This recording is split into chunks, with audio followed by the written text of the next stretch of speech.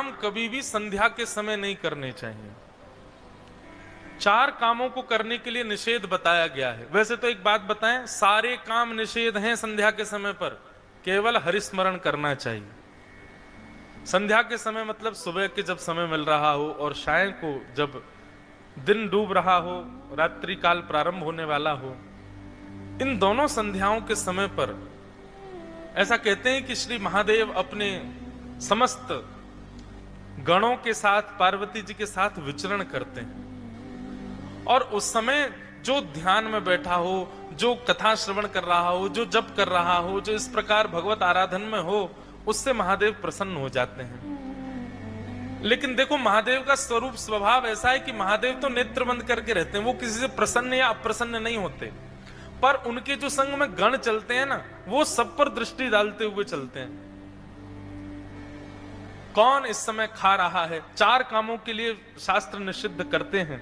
सबसे पहला आहारम, भोजन नहीं करना चाहिए। 2 समय जब मिल रहे हों उस समय आहार नहीं करना चाहिए। क्यों? आहार करने से शरीर में कोई गंभीर बीमारी बनने की संभावना प्रकट हो जाती है। कालांतर में आगे चल करके आप कोई ऐसी बीमारी से ग्रसित हो सकते हैं जो मृत्यु तक भी ले जाए। इसलिए आहार के लिए निषिद्ध किया गया। संध्या के समय आहार मत लो। दूसरा, संध्या के समय पर गर्भाधान नहीं होना चाहिए। पति पत्नी को उस समय ध्यान रखना चाहिए कि यह भगवत विचरण का समय है। उस समय किसी भी प्रकार का यह भाव उत्पन्न ना हो, नहीं तो होने वाली जो संतान होगी वो या तो अत्यंत रोग से ग्रसित रहेगी या फिर उसके अंदर दैत्य या दानवों जैसी बुद्धि हो जाएगी। वो बड़े होकर के फिर दैत्य दानवों जैसा स्वभाव व्यवहार करने लग जाएगा, आपके वश में नहीं रहेगा। संध्या के समय पर इसलिए ध्यान रखना चाहिए।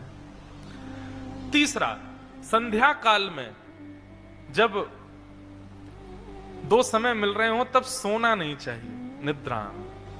क्यों? उस समय यदि कोई व्यक्ति सोता है तो उसके घर में दरिद्रता आ जाती है, लक्ष्मी धीरे धीरे निकलने का प्रयास करती है। कहीं ना कहीं आपका धन जो है वो प्रवाहित हो जाएगा, कहीं ना कहीं जाकर के लक्ष्मी निकल ही जाएगी। इसलिए संध्या के समय पर शयन नहीं करना चाहिए, सोना नहीं चाहिए। और अंतिम बताया स्वाध्याय, स्वयं अध्ययन, यह भी संध्या काल में नहीं करना चाहिए, नहीं तो पढ़े हुए विषय की विस्मृति हो जाती है। पढ़ा हुआ विषय जो है वो विस्मृत हो जाता है। अब यहां पर एक बात मन में आती है कि स्वाध्याय में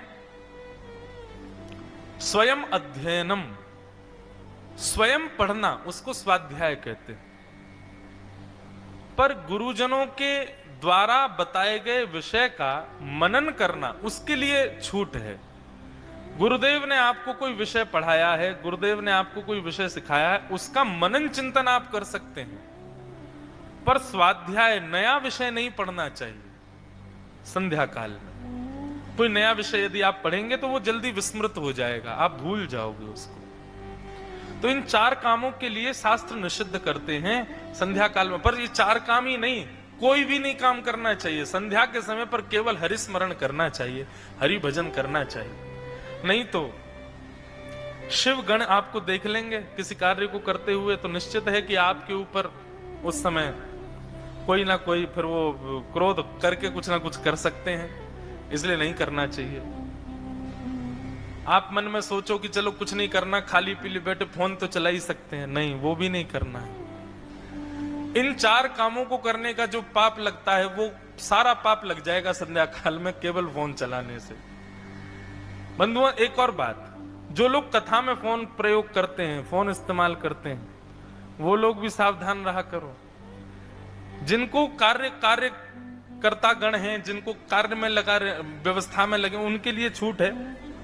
पर कई लोग ऐसे वेले बैठे रहते हैं कथा में, उन्होंने इतनी कथा सुन ली है कि उनको अब ये रहता है कि अब क्या करना है सुन के, तो फिर फोन नीचे खोल करके वो लगे रहते। नहीं, आप निश्चित मानिए ये कथा रूपी श्रीमद् भागवत साक्षात श्री कृष्ण है। इनके सन्मुख बैठ करके जब आप इस कर्ण पिशाचिनी का प्रयोग करते हैं तो ठाकुर जी ना जाने कितने आपके संचित पाप पुनः उदित हो जाते होंगे। इसलिए भैया ये मत किया करो। अब मैं संकेत करके तो नहीं बोल सकता कि भाई तुम फोन मत चलाओ, इसीलिए मैं सबको ही बोल दिया कि फोन नहीं चलाना चाहिए, क्योंकि हमको तो सब दिख जाते हैं ध्यान में, कौन चला रहा है कौन नहीं चला रहा है। फोटो भी खींचते हो तो भी दिख ही जाते हो। उस समय लगता है कि कथा को कम से कम न्याय दीजिए, उनके सामने बैठे हैं तो उनके सन्मुख इस प्रकार मत करो। तो संध्या काल में ये कार्य करने से ये हानि होती है। पर ये कार्य नहीं, मैं तो कह रहा हूं कुछ नहीं करो, केवल हरिस्मरण करो। एक जगह मैंने कहीं बोल दिया कि सुबह 4 साढ़े 4 बजे के बाद उठ जाना चाहिए, रात्रि 10 बजे के बाद सो जाना चाहिए। इस प्रकार यदि कोई व्यक्ति अपनी जीवनचर्या जीने लग जाए तो वो मेधावी बुद्धि वाला हो जाएगा। तो लोग बाग आज के कैसे लोग हो गए हैं, मुझसे क्या पूछ रहे हैं, बोले महाराज जी आप कह तो रहे हो 4:30 बजे उठ जाओ, पर 4:30 से लेकर 8:30 तक करें क्या? इतनी देर हम करेंगे क्या? वाह। बोले हम लोग 8:30 बजे उठते हैं और 8:30 बजे उठ के स्नान ध्यान करके 9:30 बजे तक तैयार होकर बाल भोग पा लेते हैं, 1 घंटे में सब कर लेते हैं। अब आप कह रहे हो 4:30 बजे उठ जाओ, उसके बाद 8:30 बजे तक करें क्या? इसके लिए भी विचार करना पड़ रहा है, तो कितने बड़े दुर्भाग्य की बात है। वाह, जल्दी उठ के करें क्या? कई लोग तो रात में जल्दी सोते नहीं, इसलिए क्यों? बोले सुबह जल्दी आंख खुल जाएगी, फिर क्या करेंगे? ऐसे समय पे सोएं कि सुबह आराम से आंख खुले। कैसी दिनचर्या! ये राक्षस स्थिति तो हो गई है हम लोगों की।